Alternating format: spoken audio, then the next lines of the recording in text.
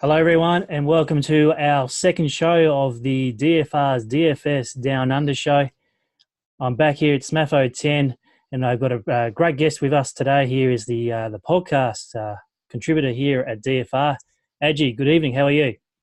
Smatho, thanks for having me on the show. And it's really exciting to be talking about the Big Bash final. And, on a personal note, really exciting to have you on board with us at DFR doing these brilliant sort of interviews and previews for the shows. And I know we've got lots of exciting stuff coming up for the AFL season, and already the feedback we've been getting from your first couple of little forays into sort of video stuff has been brilliant. Everybody loves it. And, it's really great to have you on board and part of the team, mate.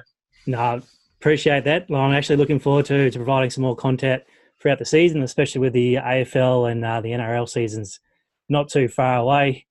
Look, the reason why we're here, we're actually going to preview tomorrow's BBL, or actually today's BBL final between the Melbourne Stars and the Melbourne Renegades. Draft Stars have posted a 10,000K GPP feature for today. Let's set up the game itself, a bit of a preview. At Marvel Stadium, the Stars are currently favoured just slightly, but that could change on the bat toss tomorrow. In terms of the squad changes, there are some whispers that Jackson Bird could possibly come into the 11 tomorrow. For the Renegades, it looks like the same 11 will be in the side tomorrow. In terms of the history of these two sides this year, the derbies, we've had Marcus Stoinis pretty much tearing a new one, chasing down both the Renegades totals with huge scores and obviously picking up some huge wickets as well. Initial thoughts on tomorrow's final there, Adji? Look, I think it's a really interesting dynamic. As you sort of touched on before, Marvel Stadium has been a little bit of a bowler's paradise pretty much this season. Really sticky, unpleasant wickets for batsmen to try to sort of get a hold of. And that was completely tipped on its head yesterday for the Renegades game where, as you sort of mentioned, 350 runs were scored in the game, which no one's really got close to that. I think the average winning score was about 162 this season, and realistically, 150 has been a relatively defendable target.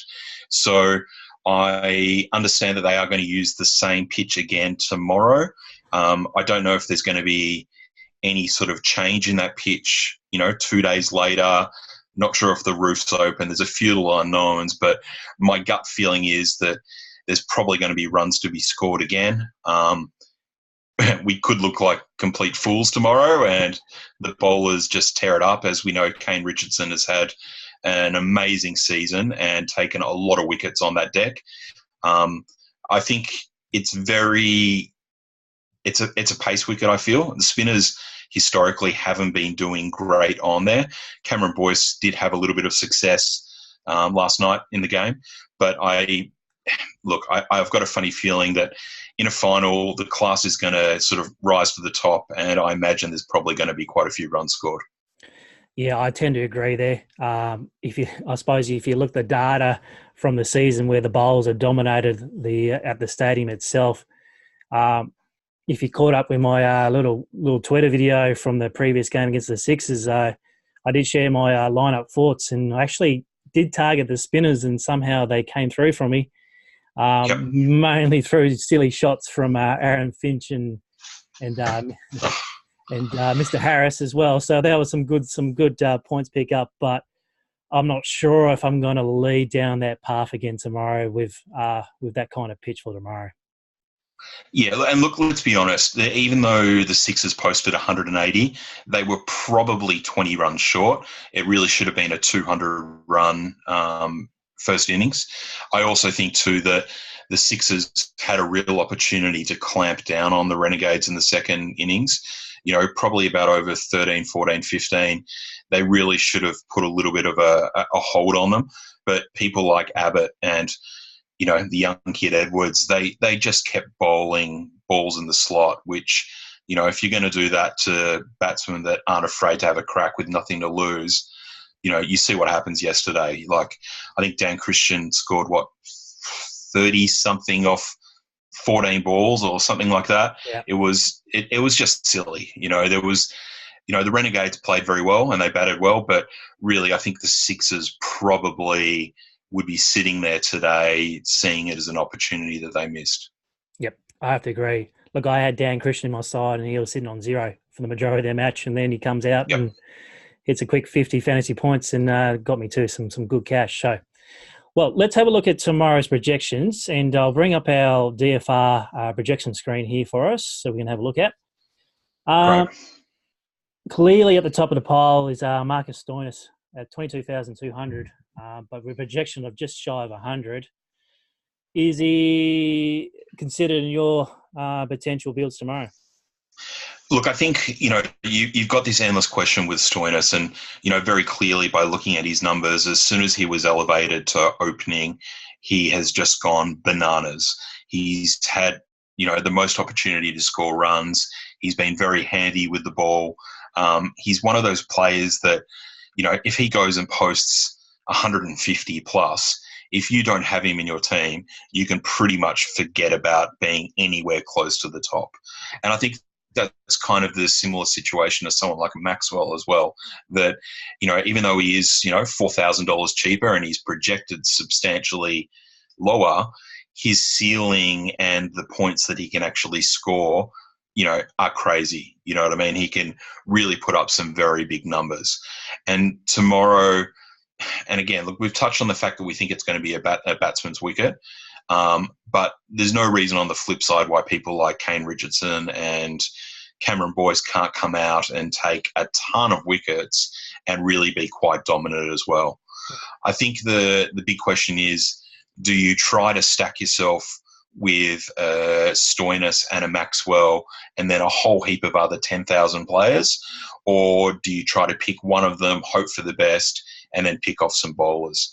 To be honest, I don't have the answer to that. I think, the few people that I've spoken to today about different ways of playing some teams tomorrow, it's really going to be interesting. As you mentioned, Stars are rightfully favourites. I absolutely think that whoever wins the toss tomorrow will be huge favourites once the first ball is bowled. Chasing at Marvel, whether it's 150 or it's 180, I think is the position you want to be in, unless a team can really go out there and post a huge score. I don't think Renegades have it in them to go and post 200 runs, but I think the Stars do have it in them to post that kind of score. I think, even like Dunk has been highly criticised this season and really hasn't performed overly well. He's the kind of player that can get off and score a quick 20 or 30 runs from the first couple of overs, which really sets a nice base for a Stoinis or a Maxwell or even a Hanscom. And Hanscom is someone we'll talk about in a second, to come out and, spend an over or two to sort of get a feel of it and then just go nuts. So, look, Stoinis for me, I think probably will be in my team. You don't want to be dead pretty much halfway through the slate if he goes off and scores 70 runs. I think it's just going to be almost impossible to catch that. Hanscom is a really interesting one. We all know he is an amazing talent. He came into the Big Bash, I'm trying to think what game it was. It must have been almost his first game into the Big Bash this season, and scored a really decent score really quickly, looked a class above absolutely everybody, but unfortunately hasn't been able to replicate that. And that's the thing with the Stars team. They're so deadly and they look so sophisticated that they've all got such huge upside. It's just whether or not they can actually put that together and continue to roll on. On the Renegade side of things, obviously Harris and Finch are, international players, both got a ton of skill. Harris just doesn't seem to have found his mojo. Yeah. I'm sure, like a lot of people yesterday, when you see Harris with a number of 9,500, you kind of expect him to be 80% owned. His upside is huge. He scores 20 or 30 runs at a good pace, and you've well and truly broken even for what you would expect of someone that's at 9,500. The problem is he's becoming a little bit of a mirage. He'll take a catch. he'll do something stupid at the crease and score you 20 points, which just really hurts when you're trying to build a team. Finch, on the other hand, is an absolute superstar, has scored a ton of runs at Marvel Stadium in the past.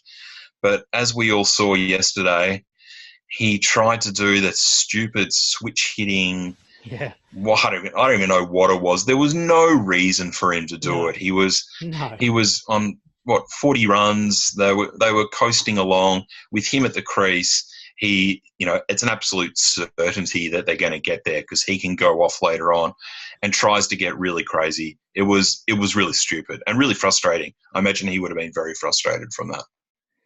No, I was certainly surprised when I looked up and thinking, what is he doing and trying to switch hit another spinner there. But look, all those points are very, very valid for tomorrow. It's going to be a really tough job actually putting a single or a second entry in trying to cover your Stoinis to start with, and then obviously what kind of those batters that are around the 10, 11, 9K mark, because you're not going to get them all in, and then obviously your game theory comes into it too as well. So, look, all very valid points.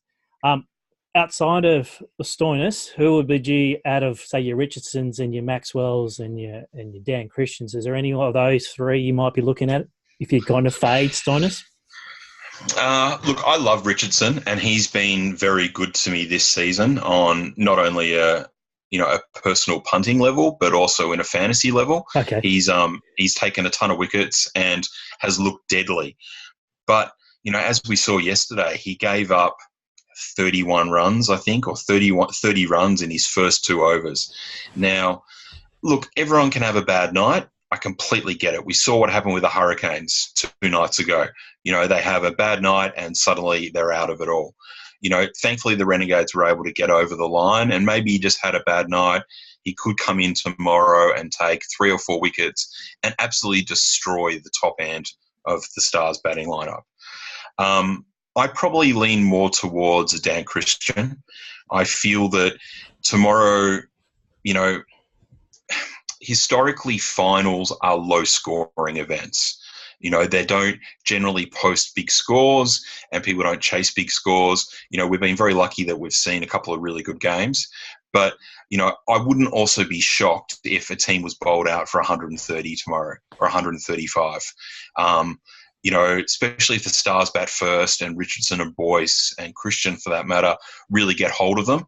The other little sneaky one is Tremaine. He has had some games where he comes out and takes 3 or 4 wickets and looks like a superstar, and then, bowls absolute pies the following game. Him and Gurney are really interesting. If they're all on tomorrow and they destroy the top end of the Stars, could be a very low total for them to chase. And on the flip side, could be also a really demoralising way for the Stars if they are trying to chase a number that the Renegades have put up. I like the all-rounders. I like Christensen, or Dan Christian, should I say, and Glenn Maxwell, because there's a chance that they're going to bowl. Yes. And again, we're not really saying anything that no one back at home doesn't already understand. But if Christian doesn't have a bat, he's probably going to bowl 3 to 4 overs. Maxwell, because the bowling of the Stars has been a little bit flaky, there's a chance he's going to bowl 2 or 3 overs. Those guys, if the pitch is a little bit more sticky and a little bit more the way that it's been historically, they really put themselves in the situation to take some wickets. Look at Moses Henriques yesterday. Comes in, bowls first over, and gets a valuable wicket really quickly. Yeah, actually, first ball was his first ball. It's like wicket. Yeah, that's right. And he's not bowling anything flash. He's effectively just going through the motions and putting in a good area, and batsmen just can't help themselves but to go at it.